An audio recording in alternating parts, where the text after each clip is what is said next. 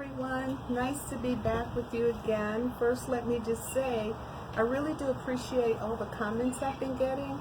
It's very helpful to know that we are absolutely talking about things that are critical to our well-being. As you know, we've talked about life, love, in the play, His Story Now. These are some of the themes that we go through. But today we're going to talk about pain. And it is very difficult because a lot of times people have unresolved issues that causes pain and they don't know how to deal with it. One of my favorite books was written by Iyanla Vanzant. Yesterday I Cried. And I'd just like to read just a little bit of one of the offerings she wrote. And she said this, need my glasses. She said, I cried for all the things I had given, only to have them stolen. And when I read that, I thought, how can someone steal something from you if you're giving it to them? Because you gave it to them with a pure heart, pure motives, pure intentions, but theirs weren't pure. So when they took it from you, they actually stole it. She went on to say, I cried because there really does come a time when the only thing left for you to do is cry. Yesterday I cried. I cried because I was hurt. I cried because hurt has no place to go except deeper into the pain that caused it in the first place. And when it gets there, the hurt wakes you up. And that really hit me because one of the things I realized in our walk in life, no one is excluded from a period of pain. It doesn't matter where it comes from. But the indignity of emotional pain causes suffering. It's humiliation, it's secrets, it's hopelessness, it's vulnerability. And ultimately, the damages it leaves scars us behind. So one of the things I wrote in a book called I Am a Jewel, I wrote this book some years ago, and I'd just like to read this little part that I said, pain can be physical or emotional. To begin, physical pain is a phenomenon which indicates that something has gone awry in the body. And what happens is if you have a physical pain, it alerts you that something is wrong. But what about emotional pain?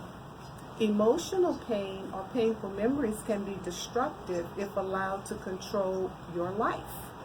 Emotional pain also tells us that our innermost being has been compromised and signals that there is a deeper problem which must be addressed. So when you have these kinds of things, we understand that unresolved hurts and betrayals and rejection and abandonments and secrets and things like that and abuses can all lead to a scarred heart, which damages our mental well-being. And when this happens, we have painful memories that are so destructive. If we don't handle them, they'll cause us to do something that we will regret. So, as I said before, I have conversations with the characters I develop, and it's very interesting to know that when I developed Ricky's character, I realized that he had some unresolved issues that he didn't take care of. But because they were unresolved and he had the inability to deal with them, it led him to commit a very destructive and devastating act. No spoiler alerts here, I won't say anything. But it makes you wonder because there are a lot of men who are not as open about their emotional painful memories, and they bring that into the relationships that they form with women, and it causes problems. I can remember even having a conversation with some inmates, female inmates in prison, and the sobs and the things that we discussed as it related to how their particular positions were there because of damaged relationships. It really makes you think. So then I asked the question, how many of us have made decisions based upon the scarring of our hearts and not the healing of our souls? Because at the end of the day, pain has a purpose. And you want to know what that purpose is? It occurred to me that pain's purpose is awareness.